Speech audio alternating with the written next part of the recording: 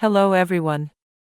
This is the 37th part of the story, Avatar in DC Universe. Chapter 109, First Firebending Sub-Skill Part 5. General point of view. Nothing on this front. It's like whatever the rings were, disappeared into thin air. Hal Jordan telepathically informed the Floating League members, Superman, Wonder Woman and Martian Manhunter. Hal had just finished a general scan on the final section of the moon, and his ring readings proved that whatever visual anomaly that had been witnessed by practically half of the human population was now gone. Gone without a trace. Hal frowned while staring at his ring in concern. And for a minute there, I thought I had something then, I don't know. The ring, lost it, I think. Before any of them could move to ask what he meant, a streak of silver energy and another of green streaked from the other side of the natural satellite. Yo! Guy Gardner stopped upon arriving close to the Leaguers, the bright emerald shroud covering his body decreasing in intensity. The other figure turned out be Captain Atom. Hal swallowed a sigh and turned to the others. I'm going to do another scan. You know, just to be sure.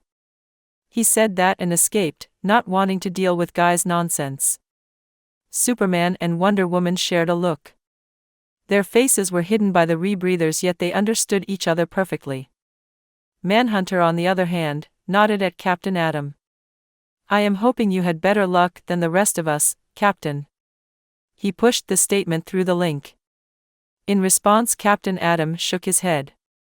His face impassive as always. Nothing on the darker side. Just a lot of katinas, but Lantern Gardner hasn't picked up on any residue energy signatures. Guy crossed his hands and frowned. It's weird. The ring was briefly about to decipher something. An energy sample I've never seen before, and then, poof, it just vanished. I'll try to search the database, but without something to refer from, it's probably not going to turn up anything. Guy finished explaining. Another look was shared between Superman and Wonder Woman. Hal said the same thing. Something about his ring acting strange. Superman informed Guy and Captain Atom. The former looked pensive and serious. I might need to go to OA for a quick check. Luckily Stewart is not off-world, so the sector will be protected. Oh, and Hal, you're coming with. Road trip. Gardner said, adding that last part with a small upturn of his lips. He knew that Jordan absolutely disliked his antics, and Guy would be the first to admit that he mostly acted immature and childish to annoy the crap out of his two colleagues. Aiden's point of view. I grabbed an early lunch after the presence had dropped me right at the entrance of Club Lux. I hadn't seen any sign of Maze or Lucifer, which was kinda strange, because I'd thought he'd want to talk to me about how things went down with dear old Dad. You know, nothing like daddy issues to humanize a force of nature like Lucifer. And of course I would never ever say that out loud. Reviewing the memories of our fight with the Archangels showed just how powerful and skilled Lucy was while playing around. He'd had a smile while fighting 4 Archangels. Dude. Anyway, after my lunch, it was back to the grind. But this time I was wise. This time, I learned the valuable lesson of taking things slow and, as the presence put it, not biting off more than I could chew. That said, it didn't mean I'd given up on more fire-bending sub-skills. It just meant, holy flames were out. Luckily, the Dragon Patriarch had shown me something. He could bend violet flames. And that shit was hot as heck. I could still remember the heat on my skin from standing at close proximity with the flame. The only reason I hadn't been harmed being the thin film of energy that had miraculously sprang up above my skin. It was strange and unexpected. A different utilization of bending that I had never accessed before. Man, the Avatar state was fucking broken.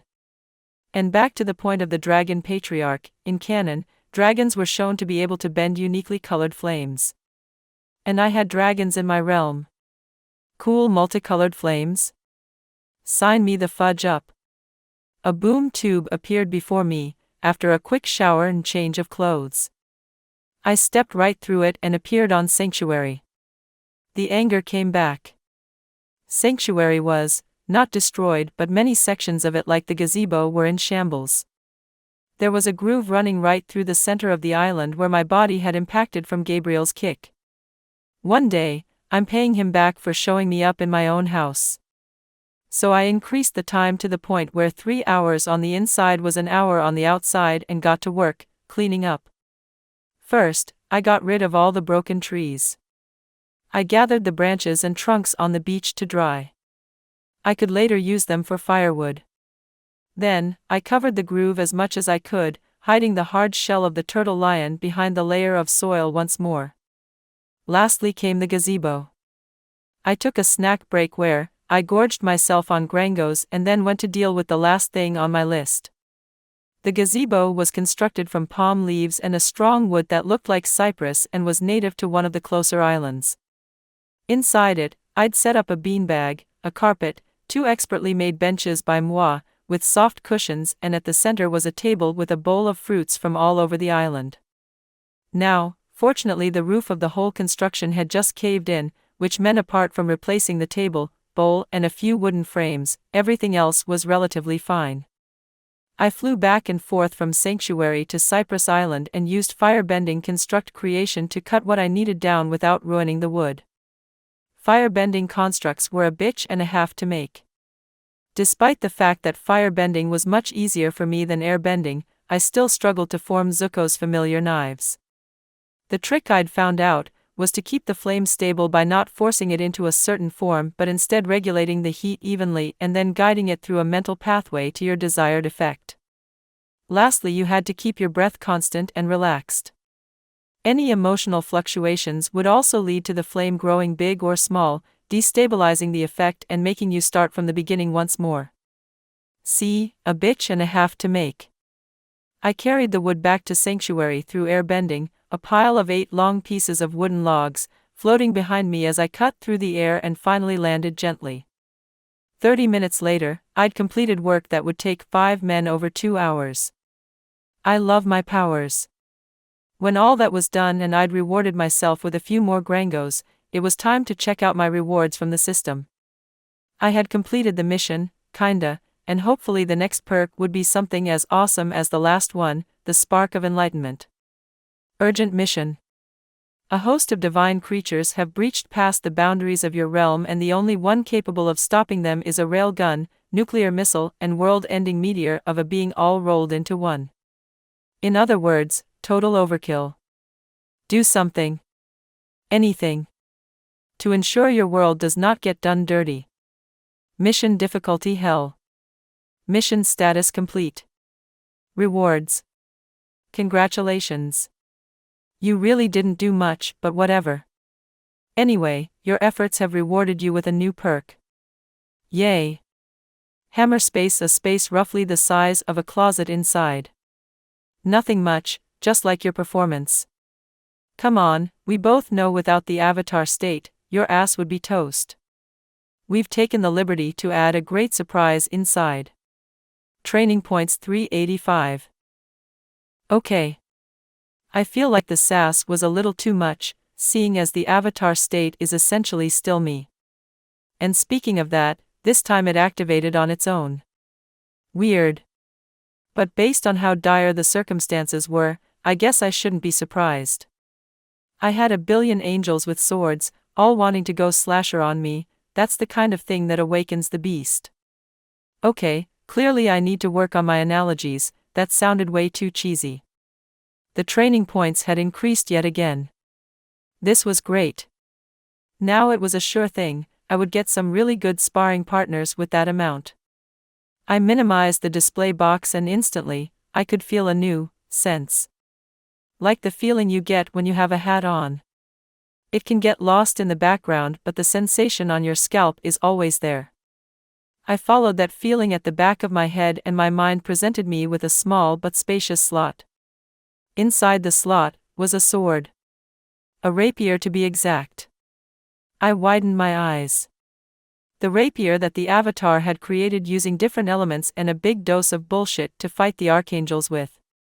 A weapon powerful enough to sever the link between an angel and the holy light, enabling the user to inflict mortal wounds on an angel when normally that wouldn't be possible. I immediately willed it to appear on my hand, and a picosecond later, it did. I tested the blade's weight. By swinging and twirling it around, I smiled. The blade felt perfect. As if it was made for me. The craftsman taking into account my arm measurements and body movements. Looking at it closer, the blade glowed red and was very similar in design to Alucard's from Castlevania. Simple adornments and make. Just how I like it. But there was more. I placed the blade on my lap and delved deep into its inner components with my energy sense. A few minutes later, I opened my eyes and smiled. I finally had a weapon fit for an avatar.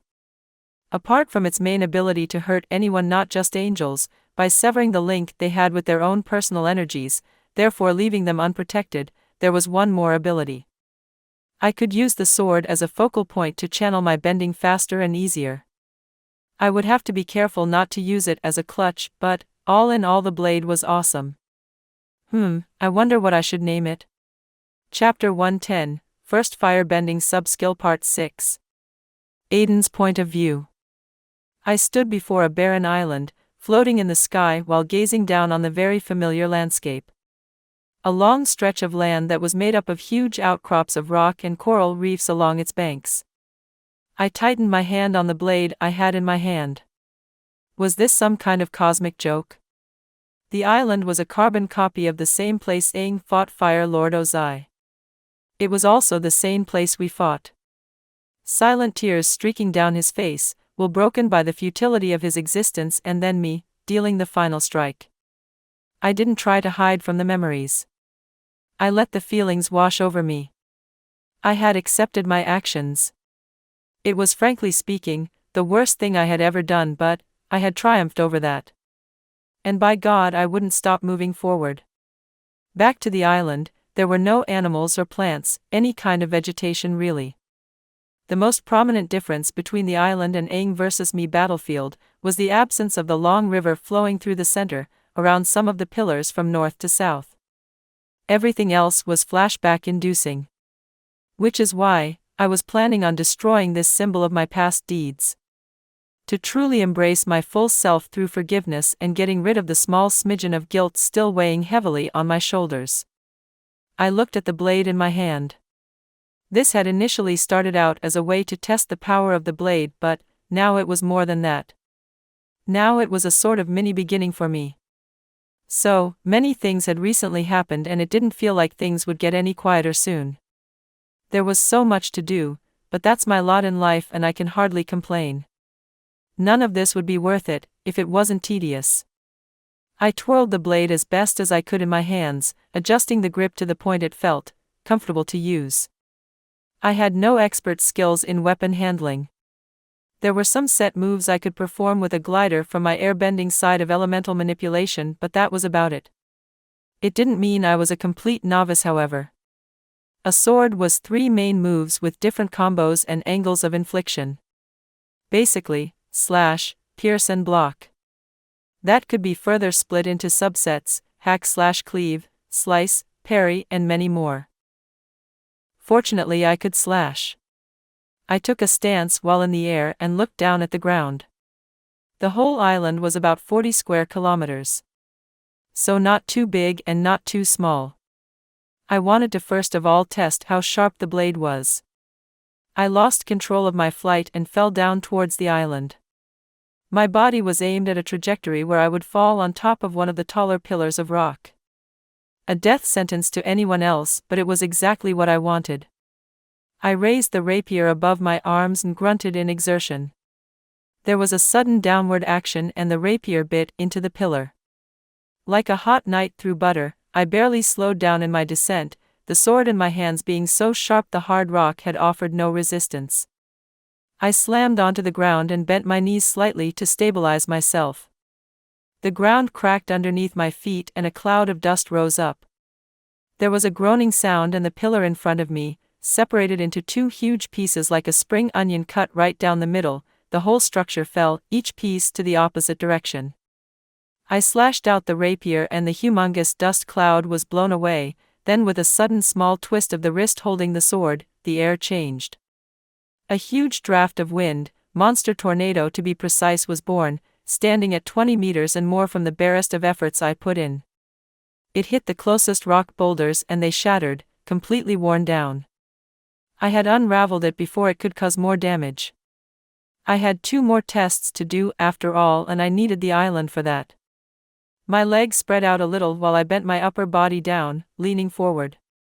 The sword was held close to my hip. I breathed in and then exhaled. Steam escaped my lips as I accessed my fire bending. The familiar warm tug above my groin, growing prominent as I pulled from it. Letting the energy of life and sun and fire fill me from within. Then, in a motion that was as fast as I could do, I slashed out. The sword screamed as it cut through the air, flames appearing along its surface, dyeing the blade in a dark orange glow. The fire extended from the tip of the sword into a sickle and then grew longer and longer. Voop! Armageddon descended. A monster flame cut through the whole island, slashing down the rocky formations and cleaving apart the pillars and hills. There was 2 minutes where all I heard was the continuous crash of stones on stones. I looked at the blade in my hand, channeling enough power to do that would have probably burned my arms. This blade was fucking powerful, man. I flew up for one final test. Looking down on the island, I couldn't believe it was the same place I was observing a couple of minutes ago. The once barren but rocky stretch of land was cut down to size. All through a single fire slash from my blade. Now to completely get rid of it. I held the sword up and closed my eyes. A huge cloud gathered above me, streaks of lightning and a roiling wind tornado appeared at my beck and call. Wind gathered before the blade, forming into a massive sphere with sharp air currents all rippling for some action. I pointed the sphere down and then channeled flame into the wind sphere, carefully maintaining the shape. The sphere turned blue with licks of flames around its form. Boom! I intoned softly and released it. Like a missile, the blue ball shot off and slammed onto the island. Judgment Day had come. The whole island disappeared. And with it the last of my guilt. A whole hour later, I was back at Sanctuary, in my newly created gazebo. The sword was sitting on my lap innocently, giving no indication to how powerful it actually was. I held the blade up. I name you Equity.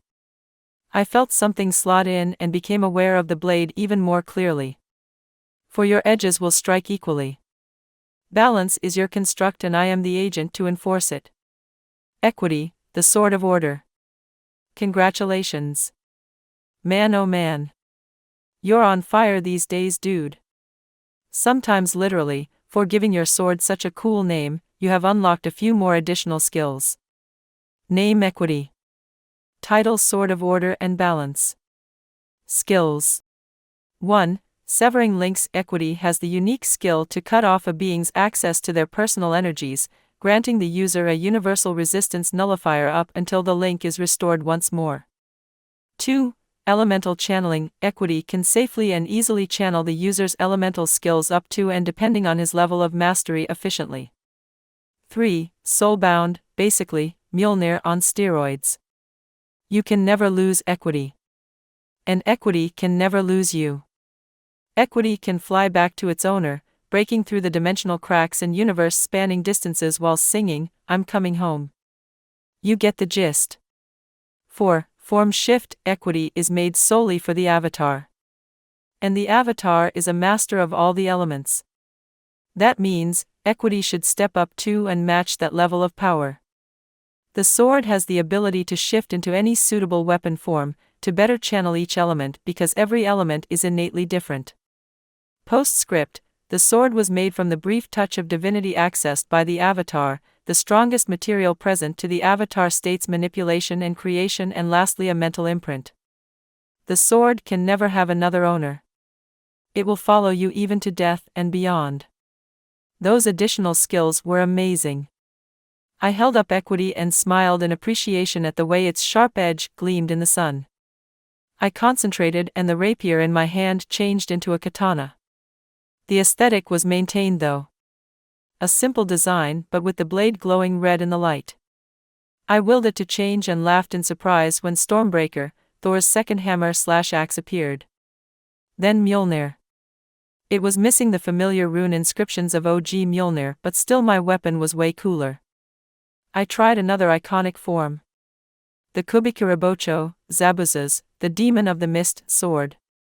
And because I was testing out sword forms, it wouldn't be complete without Virgil's Yamato from Devil May Cry. The funny thing was just how similar in abilities Equity was to Yamato. They could both cut through space. In Equity's case it was to get back to me, but still, and secondly they were also fucking powerful. So yeah. And this is not me trying very hard to make them seem alike. Nope. No sir. I tried Dante's Alaster, which was cool. I looked like a badass war god. But my disappointment was immeasurable and my day ruined when I couldn't shift Equity into either ebony or ivory. Equity wasn't at a high enough level to shift into anything else other than cold weapons, but the good thing about starting from the bottom was that the only way to go was up.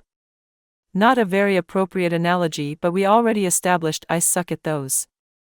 General point of view. A portal opened up in the skyline of Metropolis and out of it came a sword. It fell and the handle slammed on top of Superman's head while he was flying, making the Man of Steel wince. Ow. What the? He said, spotting the gleaming and beautiful katana that was now hovering in the sky. He curiously flew forward, trying to study the strange blade. He reached out his hand to catch it, but the blade pulled away at the last second, teasingly. Superman frowned. The blade was probably sentient. He used his X-ray vision and balked at how pure the metal used to make it was. It had no impurities, and judging from the way a bruise was forming on his forehead, it could also hurt him. What an exceptional weapon. Come to think of it, he had always wanted a weapon. Ever since he had seen Diana bisect an Appalachian with minimal effort, Clark had thought blades were cool. He decided to try and catch the sword. Which proved to be easier said than done. Every time Superman reached out for it, the blade would evade his grip. It made for a comical scene when the Blue Boy Scouts started moving at supersonic speeds trying to catch a blade that stubbornly refused to be caught. After Aden had had a laugh, watching from an open boom tube, he closed the boom tube and wished for the blade to come back to him. Back on Earth, Equity pulled away from Superman and in supersonic speeds made like a shooting star and left the planet behind. Superman didn't follow it. Too embarrassed at what had happened. Equity left the Earth's atmosphere and in front of it a blue shimmering portal appeared. It plunged inside, crossing dimensions and portaling out right before Aden's open palm. The handle first. Okay, best sword ever. Chapter 111, First Firebending Sub-Skill Final Part. Aden's point of view. What is fire? Fire is life. It is also the death that heralds rebirth and flourishing. A singular focus and drive to cleanse all that stands before it. Fire is essentially hot gases. It's naturally aligned to high temperatures and manifests in a number of colors, chief of which being yellow and orange. Science, from what I understood, stated that different colored flames could possess different levels of heat. The ranking went orange, yellow, blue, and then white in terms of heat. That was science, this was Āvātār. Which meant none of the scientific rules held much precedent over the power of a primordial entity governing order and balance. There were even more different colored variations to the flames produced by firebenders. In canon, Aang and Zuko witnessed that fact for themselves when the two dragons, Ran and Shaw, demonstrated uniquely colored flames in their dance to show them the true spirit of firebending. I had dragons in my realm, and although they showed no indication of sapience, they could bend their natural flames into different colors. Reviewing the memories from the Āvātār state, the dragon patriarch breathed out violet-colored flames which burned hotter than anything I'd ever felt before. That meant I could learn the same from them, and I had a feeling they weren't confined to only one unique color. Something told me they could do more. And like Azula, so could I. Speaking of Azula, her flames were blue. I had an idea on how I could turn my flames into that. You see, Blue flame is produced when there is a perfect air-fuel mixture. With sufficient oxygen for complete combustion at the burner, a blue flame burns the fuel completely, producing carbon dioxide, water, and heat. The last part was not really important. Basically, a blue flame is a perfect flame. Given Azula's mindset to pursue perfection, it wouldn't be out of the way to say that the flame was a manifestation of her mastery over firebending. Hotter flames as she pushed herself to be the best. The question arises, why didn't Sozin or even Iroh, Grandmaster firebenders, use blue flames? Maybe they didn't need it. Maybe they had attuned their flames to burn as hot as they wanted. Who knows? Which brings us to the question, why the lesson on the intricate nature of fire? Well, I needed a sub-skill, and now that holy fire was out, the option of what I would go with had fallen to two choices: different colored flames, which I am sure was a sub-skill all in itself, or lightning. Based on where I was standing, the peak of a blackened mountain in the fire plain, observing and studying the unrestrained nature of lightning, you can guess what choice I went with. To be honest, I could learn how to turn my flames into different colors, but this was much better and cooler. Lightning bending was a phenomenon to watch. I set equity down in its rapier form and crossed my legs, meditating on the ground. My energy sense spread out, and suddenly my awareness was awash with supercharged energy and erratic colors. The erratic colors were actually coming off the small dragon that would always watch me whenever I practiced fire bending in the fire plane. I opened my eyes in surprise as I watched it. Know him. He had grown bigger, and his shadow was cast upon my body whilst he lazily ran circles above me in the air. I could sense 7 precise colors in him. Something that told me I was right in my conjecture that the dragons could help me. Upon noticing my attention on him, he flew down closer, giving me an excited little snort as if he was happy to see me. He was different from the other dragons. He was aware. I reached out a hand to touch him, and he allowed it. His snout felt warm to the touch, and the scales were smooth. He then pulled away and suddenly flew off, leaving me with a frown. My telepathy formed a link between us as I tried to understand what had just happened. Not ready. The words appeared in my mind, and I mulled them over before shrugging. It wasn't like the little dragon was going to go anywhere, so I was good. I dived back into my energy sense and focused this time on the supercharged and violent power I could feel brimming above me. Each strike felt precise and purposeful. A willful objective to leave anything it touched into charred remains. I breathed in and settled into a body-refining state, using my inner fire to cleanse my body of all waste. This time I went a step further into the metaphysical.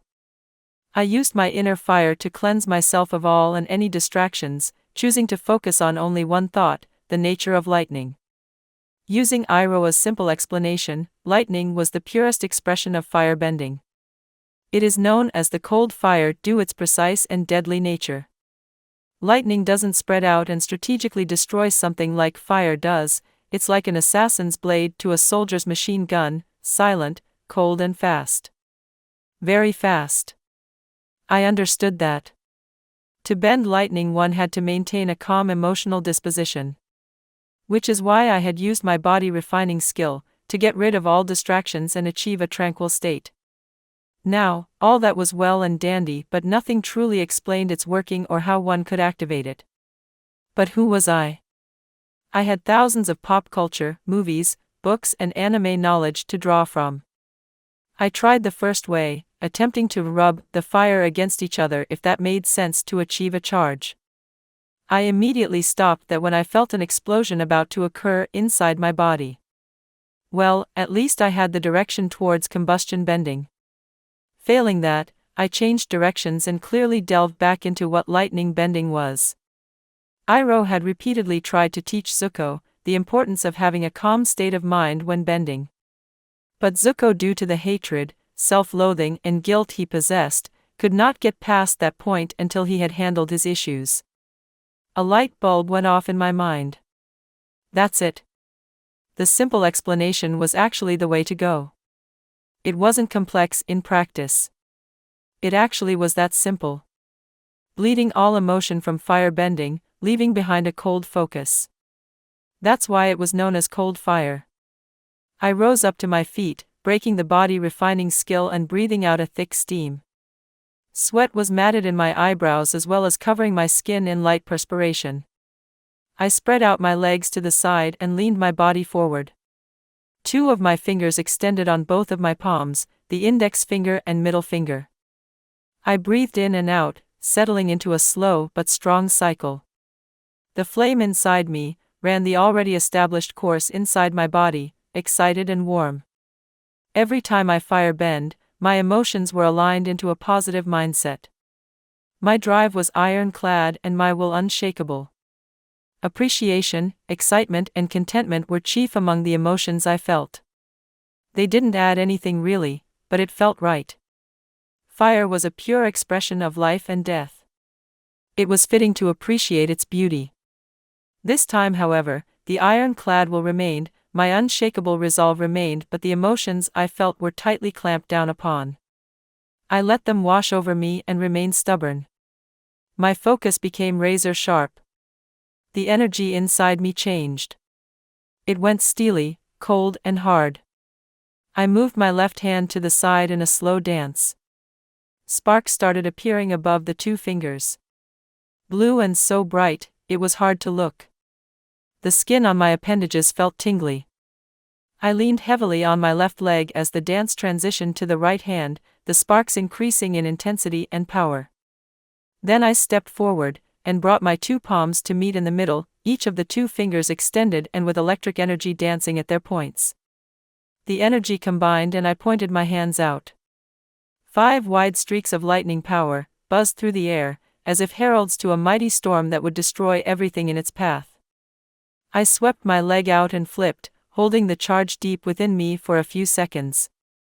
I landed on my right leg and leaned far back. Lightning exploded out of my fingers in a shower of erratic energy, bigger and more intimidating than my last try.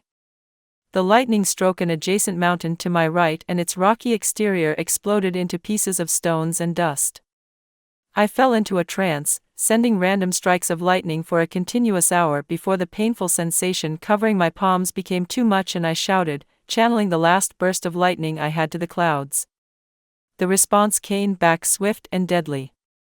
Natural lightning fell upon my position, decimating my surroundings through the unfocused strikes while the bulk fell upon me. I clenched my teeth in pain, refusing to scream and grabbed hold of the energy, channeled it through my body, plotting a course through it and then spun, fingers pointing towards the mountain I had earlier destroyed sections off. My senses were hit with an overload of awareness.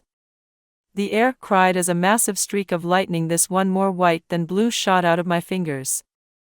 The energy crossed the distance between the 2 mountains faster than I had predicted and landed. A deep rumbling occurred, the whole area was suffering from an earthquake as the lightning destroyed that mountain and the ridge of hills behind it. I opened my eyes to see charred boulders in a groove wide enough to be a friggin' highway and as long as 300 meters, extend out from my position, the peak of the mountain I was on. I sucked in a deep breath, wincing as I saw the state of my hands. Damn. The skin was red and angry. Nothing my enhanced healing wouldn't handle, but it was growing more apparent that the one thing holding me back was my physique. I would have to handle that soon. That said, I was shocked and stunned at the power output I could access when it came to lightning. This was crazy. Looking at the effect left behind, none of my enemies would be spared. This power would hopefully be the thing I needed to complete Lucifer's missions. Lightning has been associated with purification before, maybe this would hold true here? And if it failed, equity was guaranteed to harm just about anyone. A prompt from the system blinked before my eyes. I accessed it and smiled. Fire element, master. Lightning, unlocked. Oh yeah. Now we talking. I dismissed the prompt and left the fire plane. I spent a few hours doing preparation for the next thing I had on my agenda.